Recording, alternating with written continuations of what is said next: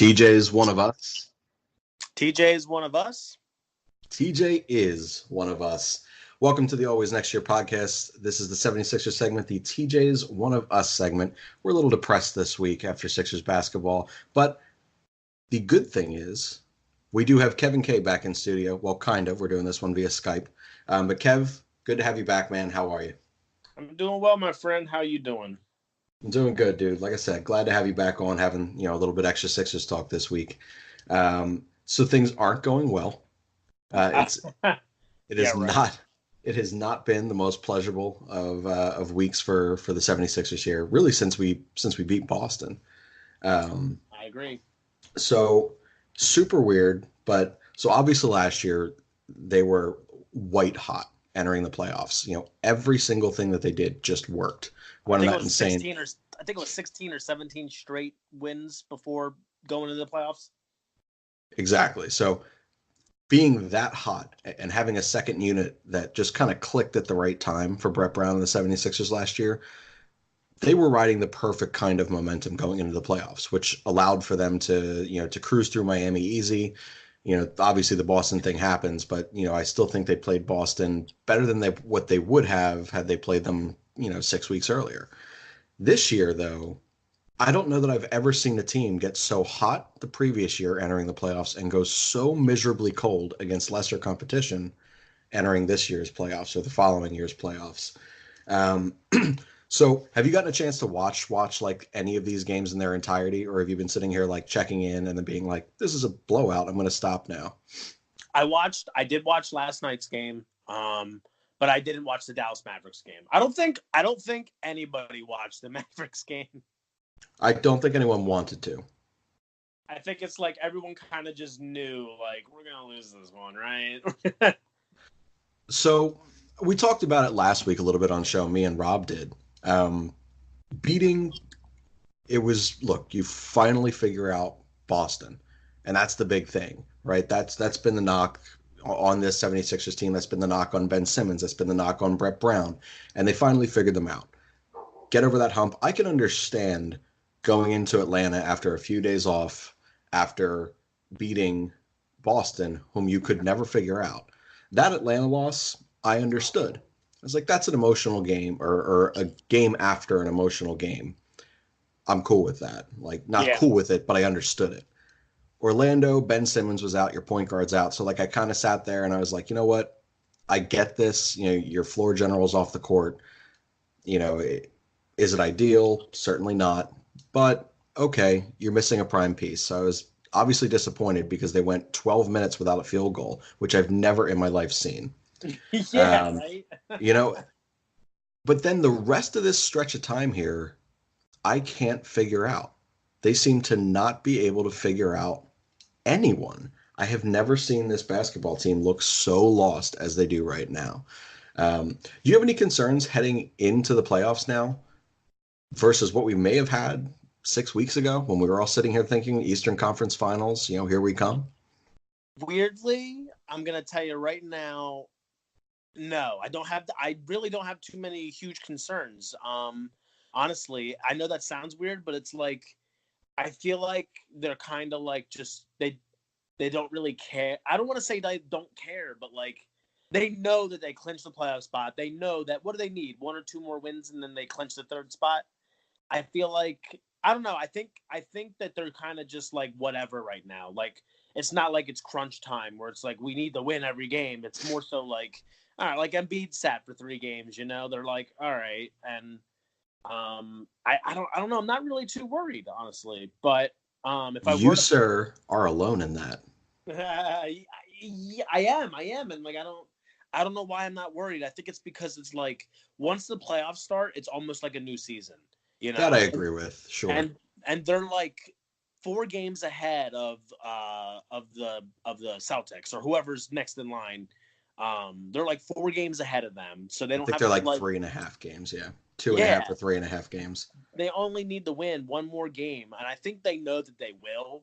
So they're kind of just like doing whatever. Like I honestly don't think they really care, but at the same time, they're showing that they have to show us they care because then people will be like, if you don't care, why do we care?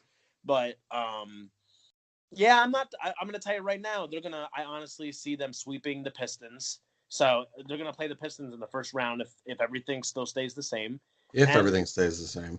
yeah, they're gonna sweep the Pistons, and then we would have to play the Bucks if the Bucks win their round, and then we can beat the Bucks. We've done it before. So again, I'm not. I would be more worried if we had to play the Celtics because then I'd be like, we need to start doing something. But the fact that I just like I told you, man, the playoffs are a completely different season almost, and it's just like I don't think this is gonna affect them at all in the playoffs. I wish that I had that unwavering confidence right now. So many things that I felt so certain of. I find myself each and every day, and with each and every minute that passes in those 48 on the court, I find myself lessening in confidence. I mean, you know me. I'm about as big of a Brett Brown supporter as you can find. You are. I'm starting to question how much he has left in him, what he can still establish with this team. There are so many breakdowns and there are so many pieces that just don't fit yet, and they haven't found any way to fit consistently and be cohesive for 48 minutes together. I'm starting to worry about Brett Brown. I am starting to worry about the Jimmy Butler and wondering, shit, does he have Jimmy Butler-esque FU mentality left, or is he kind of done? There's so many different things that are happening right now that are putting this fear into me. You had mentioned, if everything stayed exactly the same right now, we would play Detroit. But separated by just one game, you have Detroit, Brooklyn, Orlando, and Miami. Miami's played us tough. I don't necessarily want to see them in the playoffs again. Yeah. Orlando obviously just beat us, and I still think Vucevic always gives Embiid fits. So like that's a matchup that worries me, especially if Embiid's not healthy. Brooklyn, their guards constantly give us fits, and Detroit, I don't fear, but Blake Griffin destroys us. Now, I'm curious to see, what this new look 76ers could do against any one of those teams in the playoffs, because it's going to be our five stars playing 35 to 38 minutes, sometimes more. Like Jimmy Butler and Ben Simmons will probably touch that 40. What other teams could do, but our bench has just been so bad. But one thing that I did want to touch on with the poor stretch of basketball that we've seen, if it extends into the playoffs, if for whatever reason the 76ers do not make it out of the first round, or if they do and then they see themselves again, are out in 4 or 5 games in the next round, how much do you feel like that affects a Jimmy Butler who very well may be long for LA? Like maybe he goes and joins LeBron. How do you feel that affects a guy like Tobias Harris, who I don't know if you saw last night, was probably the first night that I saw him have any type of real, like, emotional negativity. Leaving the court, he looked like he had had enough. Like he was done with what he has just seen over the last week and a half from the 76ers. And that's something we hadn't really seen from Tobias yet. Both of those guys could walk at the end of this year, which means you've traded away some heavy assets for people that you may not have Yeah. going forward. How much do you feel like this kind of a run and leading into the playoffs is going to affect the decisions that those two players have? I don't think it'll affect it at all. I think the Damn, you are a playoffs will. confident guy. I think the playoffs will affect their decision. I don't think right now will, because again, it's just they're losing like the end of the season. It's the end of the season. They just played. I'm 80, saying if they 80 carry this into the postseason.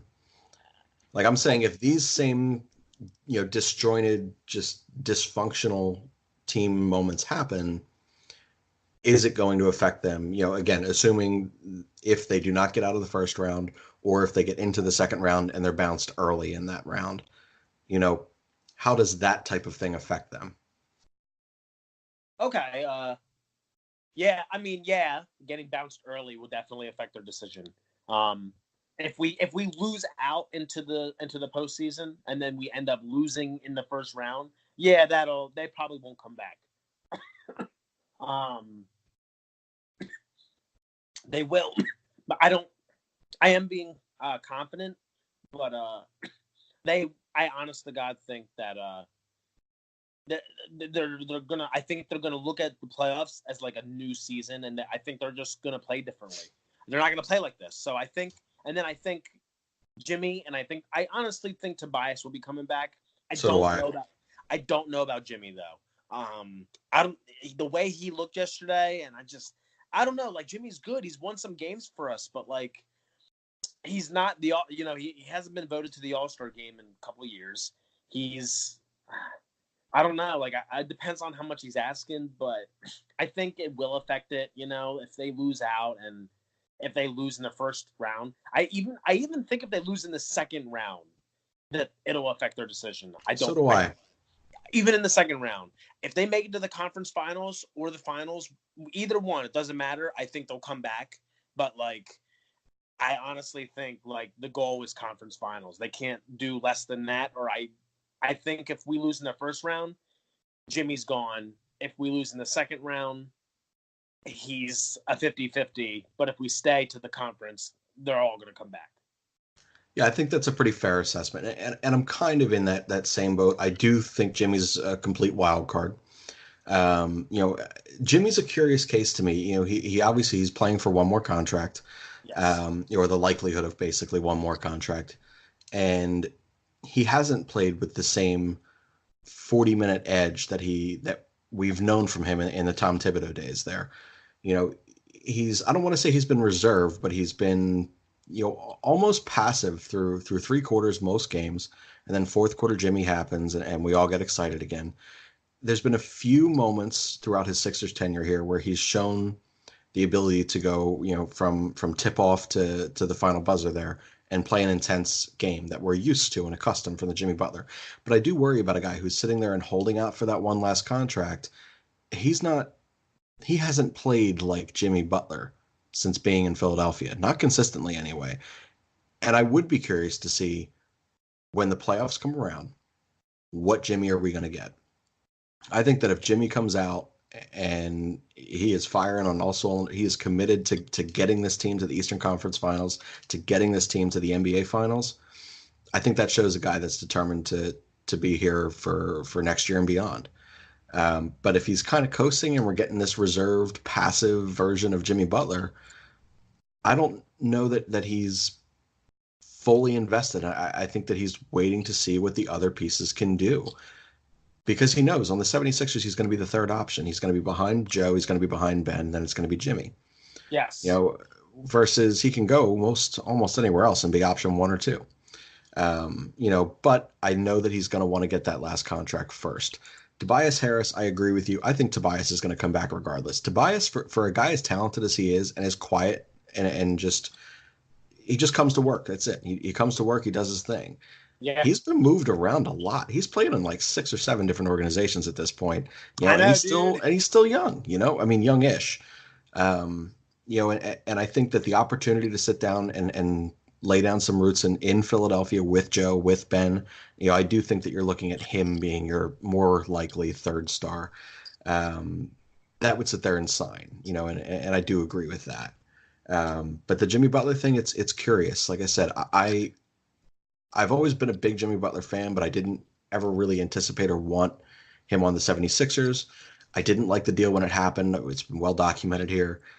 But he very quickly made me a fan of the idea of Jimmy Butler here for the long haul, of those three guys. And then you got Tobias. And then they all sold me on the idea of those four here in Philadelphia for the next 5+ years. And I was excited. I was like, this is good. This is the way it's supposed to be. Yeah. But I do think a lot is going to weigh on how successful they are in the playoffs. I think if they get knocked out in the second round in a game 6 or 7, but it was an obvious close series, I do think it helps because I feel like Jimmy Butler is a guy who probably still views himself as an X factor and feels like if he plays a different style of basketball under his new contract, which I have no reason to believe that he wouldn't, he could have arguably helped them get beyond that point this year, and he's going to want that opportunity next year. So really curious to see how this team bounces back from going into entering the playoffs extremely flat. They're going to have to, they're certainly going to have to close out the remaining few games strong because it's been frustrating. Another curious thing is this. So the Sixers waive Patton, which fine. I actually thought he was an interesting add-on piece in the Jimmy Butler deal, and I was curious to see what he could do. But he didn't recover from his injuries and surgeries, well enough to really make any type of an impact. But they go ahead and they get Monroe. Yeah, Now, yeah. so the curious thing to me is, one, the guy's not like, I don't love his defensive abilities. He can score. Like, he adds some added offensive depth there, and that's a good thing. But you don't acquire a guy like that, in my mind, if you're 100% confident that Joel Embiid is 100% healthy, or as close to that as you can be throughout a duration of a season. Do you have any concerns with the health of Joel Embiid at this point? No. Damn, you are a positive guy. Yeah, no. I think, and maybe it's just my bias or ignorance towards it, but I honestly think they're looking for excuses to sit him right now because they don't want him to play. But you can't just sit a player just the rest of them for the rest of the season because that's not fair to the fans and it's not fair to the league, and it's a big issue. So instead of I hate to say it because I hate these type of theories or whatever, but I honestly do think the Sixers. I think like if he has any little tweak, any little muscle strain, like muscle, any little problem, they're gonna immediately be like, "You're sitting. We don't want you to play." I like they immediately knew they were like, "All right, so for 3 games, we don't want you to sit." And then you can maybe come back for the Bucks. Just happens to be the Bucks, one of the best record team in the league. So I don't even know. They said it's game time decision if he's playing tonight. I don't even know if he's playing tonight. Yeah, I don't know either. I haven't I checked. I think he will, but I wouldn't be surprised if the next game he sits. So the one thing going along with that logic is, when he was coming back from the post All-Star game injury, Mm-hmm. he had owned, he had said, look, I'm committed to being healthy for the playoffs. And that means I'm going to sit out a game here and there. I'm going to get light minutes, on the occasional night. This is all about managing my health and my body Yeah. to make sure that I'm totally good for the playoffs. And I support that. I do get concerned when they go ahead and they chunk out 3 games and they say Joe's going to be out for at least 3 games. To me, it's a play a game, rest one, play 2 games, rest one. Chunking out 3 games in a row like that, it to me says that like there is a little bit of a cause for concern. And then you go ahead and you sign Monroe, and again, maybe I'm overanalyzing and I'm looking a little too deep into things, but that does concern me. That raises some flags here.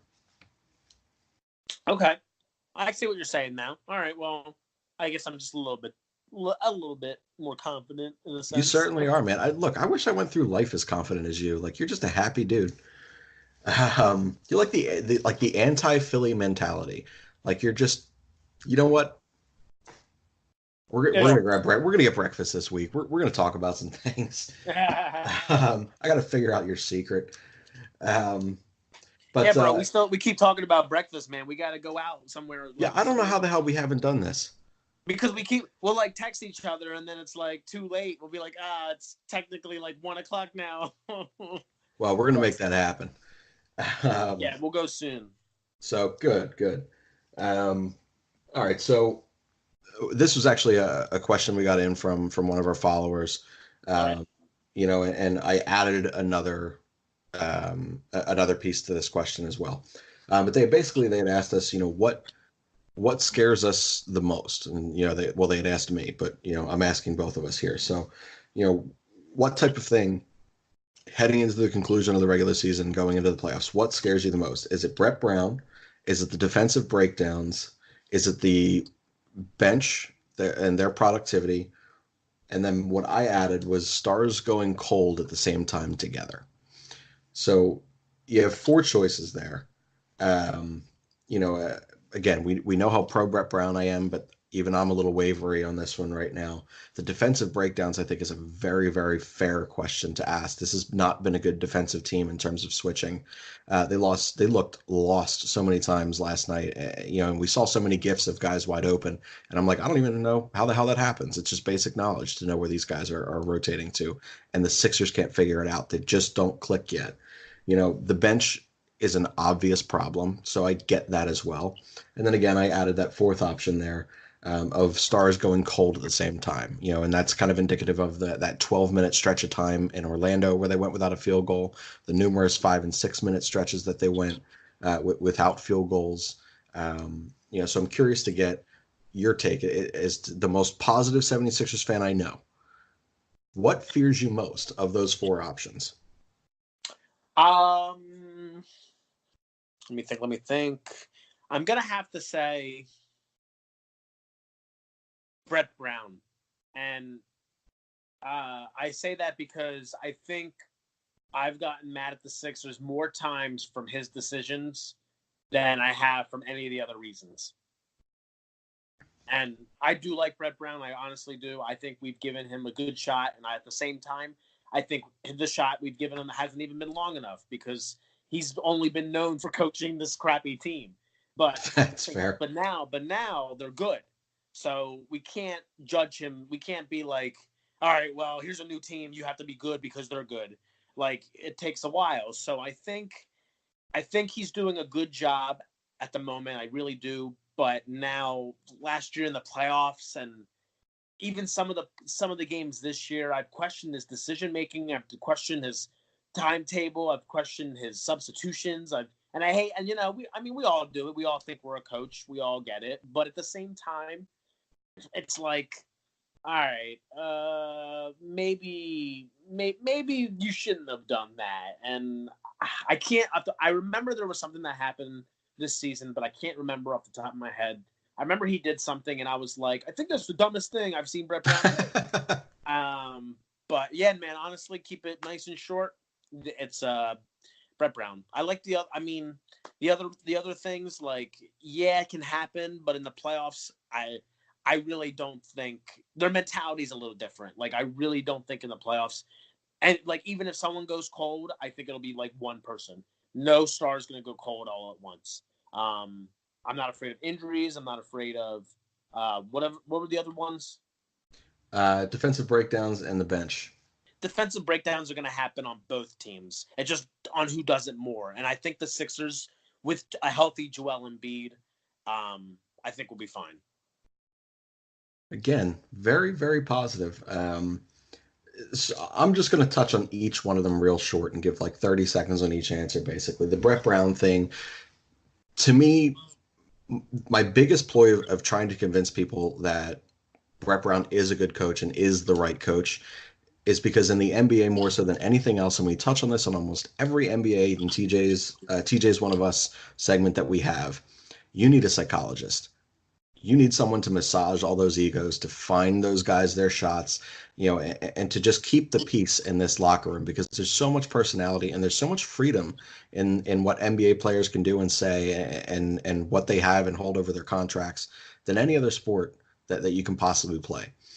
So you really do need a coach in there that is going to basically keep the peace and keep that locker room camaraderie, at an all-time high. And I do credit Brett Brown a lot for that. There's a great atmosphere, within that locker room clubhouse. Those guys clearly enjoy playing together. Even when things don't click great, you still see Jimmy Butler, joking around with literally everyone on the team. You see TJ being involved with everyone on the team. Joe's the most outspoken person in the NBA, and he's always pretty spot on in terms of what he says. So with Brett Brown, my biggest concern is when you get to the playoffs, you do have to start coaching. You do have to make the right reads. You do have to have the right rotations and make the right substitutions and call timeouts at the right time. You can't wait too long. You can't fire them off too early. You need to be able to read that game perfectly. And last year we saw it. He was thoroughly outcoached. by Scott Stevens, not Scott Stevens, Brad Stevens, Scott Brad Stevens. Stevens, I'm yeah. in freaking hockey mode right now. Yeah. Um, but so this year I do have concerns because as we're entering in this stretch, he has his guys looking lost out there, and that's not a good thing. The defensive breakdowns, I do think genuinely that it's from all five of our starting five don't play together. They do not play together. And I don't think that there's a rotation that's so super set and solid that says, hey, it's always going to be, Ben and Jimmy Butler that go out there. It's always going to be, Tobias and Jimmy that go out there, when the other two are on the bench. Like this hasn't been figured out.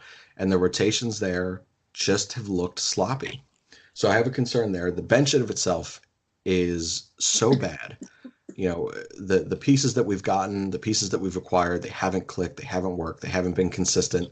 And then even the pieces that we had, it's I mean obviously Furcon with the knee, but I look at TJ McConnell who even he doesn't look as you can't lean on him in the way that you had over the last 2 years. You can't have that spark out of him. He just hasn't had it, and that's a problem. And then the big thing for me again, the one that I added was stars going cold all at once. I never thought I had to be concerned with that, looking at the star power of our starting five, but I'm freaking concerned. I just want to know getting into the playoffs because you are right, Kev. Like this is a totally different. It is a different season and a different mentality. I need to know who is going to take over when the whole team's going cold at once because the team is going to go cold occasionally. Is Jimmy Butler going to be Jimmy Butler? Is he going to go in there and just completely take off and take over? Is Ben Simmons, who can get to the rim any damn time he wants, is he going to show that assertiveness because he's knocking free throws down now? I need to know that if Joe's healthy, can we lean on him to dominate the ball, stay down low, use his athleticism, and just pure offensive gifts, and know that one guy is gonna have their shot, is gonna have their offensive game.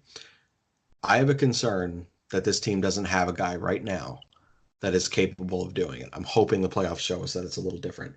Um, but the final point we have here is a few weeks ago we had talked. I think it was a full session. I think it was actually me, you, Kev, or your Kev, me, you, Rob, and Steve, and we were talking how far we thought the 76ers could go. You know, and most of us thought like definitely second round, possibly Eastern Conference Finals, and that there was an outside shot that we could put it together and we could see ourselves in the NBA Finals. Asking you again, the most confident 76ers fan clearly on the planet, what do you think the playoff ceiling is for this team this year, given all the way that they've closed out this regular season? Uh, I would say I think I'm answering this question right. I would say the finals. Damn, you think we're going to win or lose the finals? I think it depends on who we play. But if we make it to, it depends on how convincingly we get to the finals. If we struggle the whole way there, they'll lose. They'll lose the finals. Doesn't matter who they play. They struggle the whole way there. But if they play their Sixers basketball, if they look good, because we've seen their upside when they all click. Oh They yeah. look good. They look good. You know what I mean? Like, and it's scary to think that even though multiple players can go cold at the same time, multiple players can get hot.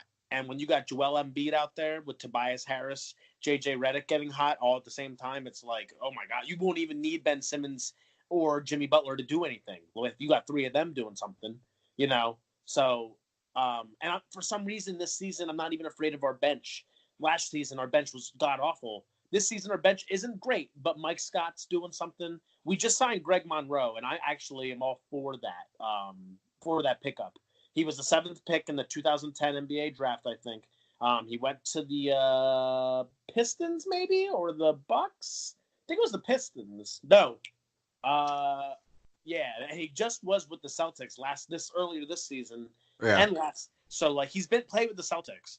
So, but I'm hoping that he brings his veteran leadership and that he can help us. But yeah, dude, nah, for real.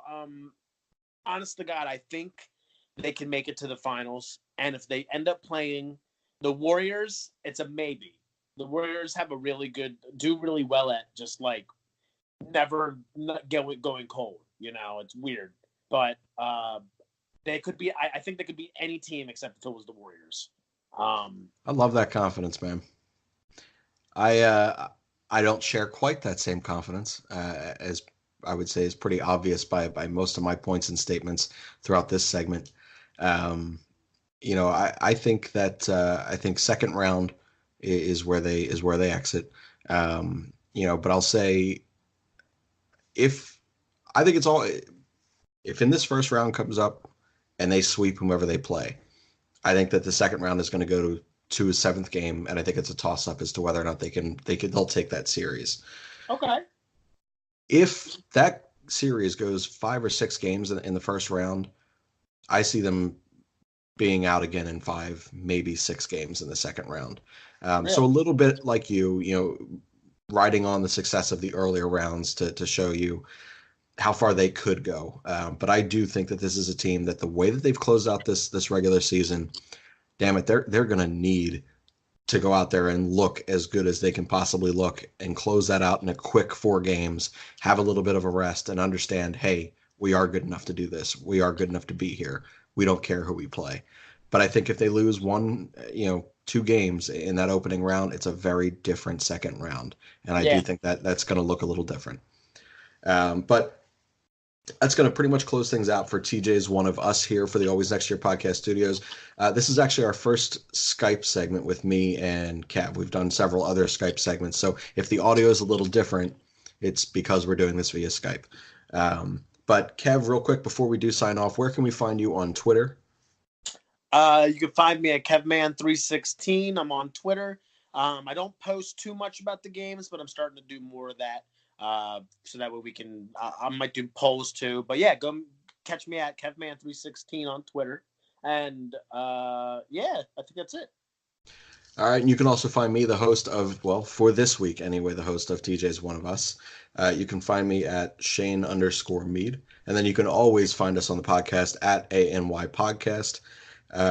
And be sure to, if you have not already, if you're just casually listening to this show or segment, make sure you subscribe to us on Apple Podcasts, Stitcher Speakers, Spotify, SoundCloud, wherever you may be listening to this specific segment now.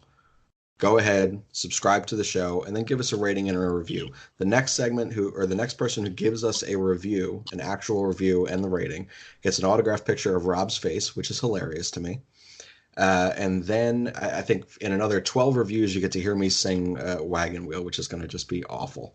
But that's going to close it out for TJ's One of Us here at the Always Next Year podcast studios. Kev, it was really good to have you back on again, man. Thanks, man. I appreciate it. Can't wait to be back next week.